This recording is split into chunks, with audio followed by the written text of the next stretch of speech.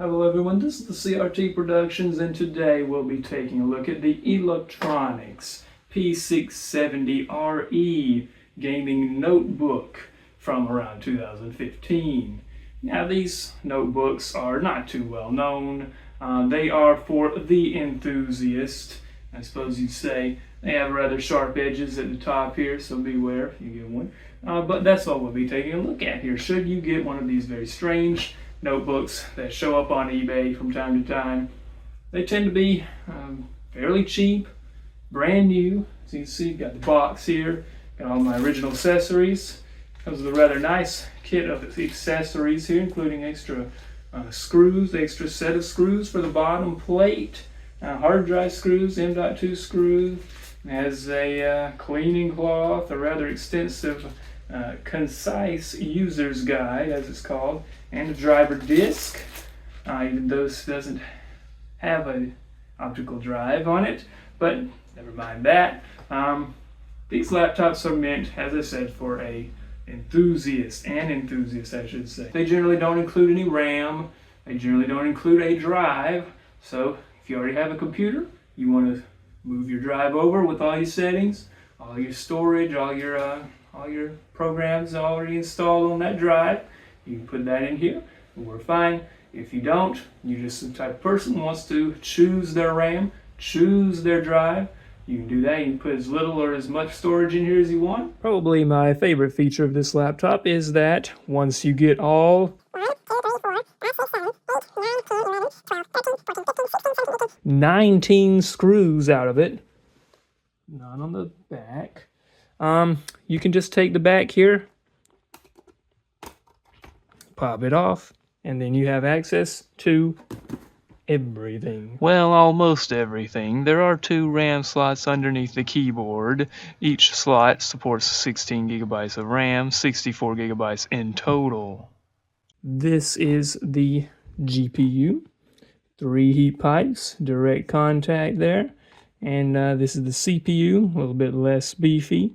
And yeah, the GPU is on the motherboard directly, so you can't upgrade that. The battery here, the infamous battery, is a brand new one that I installed. Again, it's very easy to do so. You just unscrew 4 screws on the corners of it and get it out of there. And remove this carefully, little connector there, and do it in the reverse order with the new one. And now it's time to talk about the drives. The drive situation on this laptop: you've got M.2 SATA, you've got your NVMe right there, NVMe SSD right there in the center, and then over here you've got not one but 2.5 inch SATA drive bays right there. Very simple mechanism there to connect them. You remove this thing. There's supposed to be 3 screws in it, but one of them's kind of gone missing there. I think that was my fault. But there's 3 screws here. You just remove those 3 screws. This whole thing pops out. You just screw your drives in there, and then you kind of slide it back into place and put the screws back. It's actually very simple to work on laptop, and I wish more gaming laptops were like this. It might not be, everything may not be the best solution in the world, but it is easy to get in here and replace the battery, install your RAM, install however many drives you need. It's all right there, easy to clean out. All the fans are accessible, and the fans don't block anything else or anything. It's just a nice, simple layout. This is an older DDR4 system from when DDR4 was first being introduced, pretty much 2015. So you're going to need to get a lower spec of RAM, lower frequency, like 2133. That's what I have in here right now. Standard Crucial kit of regular old RAM, gaming RAM, like I have back here. This fancy G-Skill Ripjaws DDR4. I believe this is 3200 megahertz. Yeah, 3200. This will not work in systems like this. These old. If you care about battery life in your laptop, this is not the laptop for you. I currently do not have it plugged into anything. As you'll see there, display just went off because it's trying its best to save some battery life. Let me see where my battery's at right now. I've been out here for about half an hour, which says we're 70%. I have not touched the laptop. This battery will die at about 40 to 50%, so we're actually probably below half battery life right now. The battery life is so bad, there's not really any reason for me to even tell you what I usually get out of this thing. It's usually less than an hour. Wanted to get that out of the way because that's really the biggest con of this system. Otherwise, we've got some pretty decent specs. You've got to remember this thing is almost 10 years old and is fairly cheap for a brand new system, so it will outperform like some cheap $200 laptop you get from, I don't know, Amazon or QVC if you're a mom and you want to shop on there. Something new that's very, very low end. It will obviously outperform that quite a bit, but you're not going to be getting brand new performance as in 14th generation Intel performance. This does have an i7 6700 HQ processor at 2.6 gigahertz, and I've got 32 gigs of RAM installed in mine. Again, the lower spec DDR4 RAM won't be super fast, and it has got the NVIDIA GeForce GTX 970M. But another thing about this laptop is that it has some creature comforts. It has a decent sound system built in. It has Onkyo speakers installed, which is very proudly displayed on a little badge on the base of the laptop there above the keyboard. It has a very nice build quality all around. A very nice trackpad, much better than probably any trackpad I've ever used, to be honest with you. The trackpad, touchpad on this laptop probably won't get used very much considering it's a gaming laptop, but it is a very nice touchpad. Another thing this thing has that's often overlooked is a higher refresh rate monitor than you might get on a cheap laptop, certainly. This does have a 75 hertz display. The display is very, very nice. Now, one thing I can say about this laptop is that it has impressive wireless networking capabilities. I'm able to access the CPU ID website out here and download CPU Z all the way out here where we normally don't have any Wi-Fi connectivity.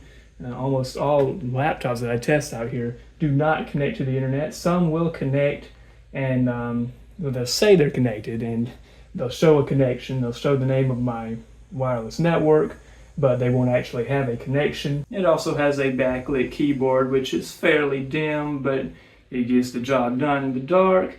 A fingerprint sensor, which is kind of a funny feature on a gaming laptop. You generally see those on business notebooks, but hey, this is maybe a business gaming hybrid. Well, you can't hear anything I say in this clip because I didn't record it properly, but Zenless Zone 0 runs perfectly fine on this laptop.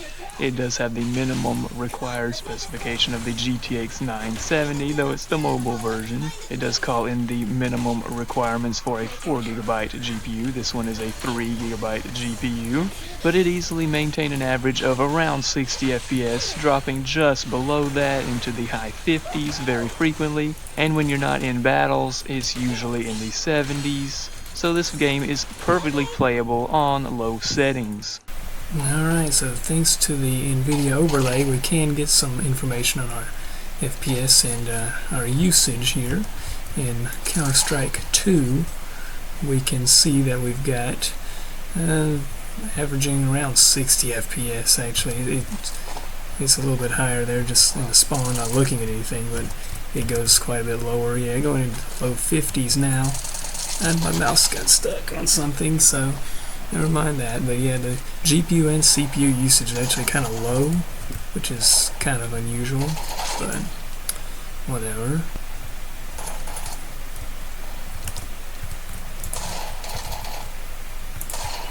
Ah, there we are. A 60 FPS one tap. That's what we needed for the highlight reel here. Alright, now I can get out of this nightmare.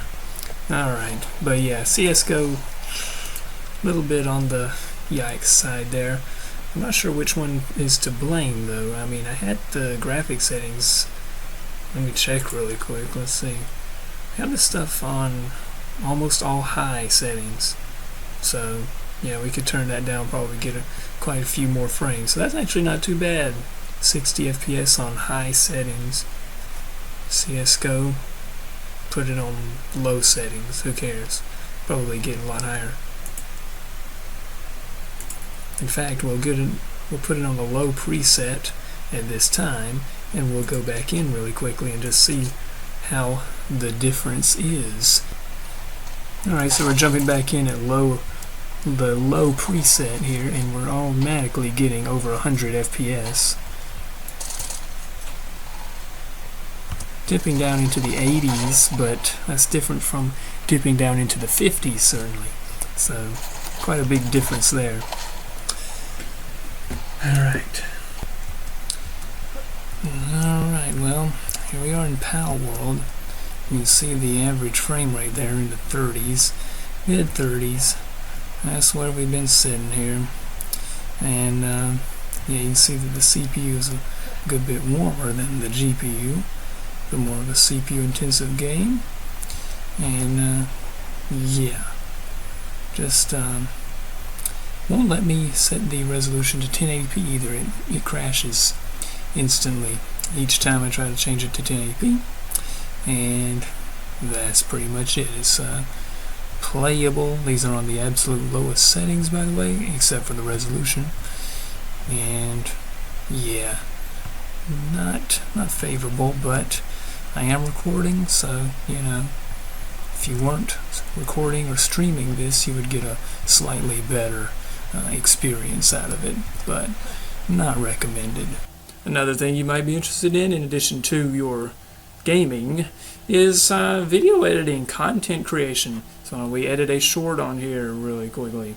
Well, I edited that short successfully, as well as several other short and full-length videos on this channel using this laptop, and it works perfectly fine. Well, what more can I say? Other than being major fingerprint magnets, these things are really nice laptops all around for using with other purposes in mind other than gaming. Does have a card slot for SD cards. It has, I believe, 4 USB 3 ports.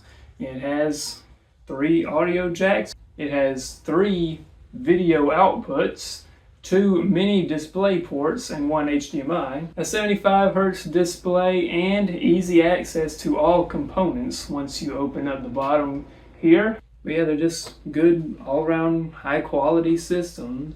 In fact, on the box it says Eluktronics Premium Quality Design. So, you know, don't get much better than that. But yeah, as I said, these things are new old stock. You will have to change the battery. You will have to install your own drive, install Windows on it. Some of them, I think, include Windows.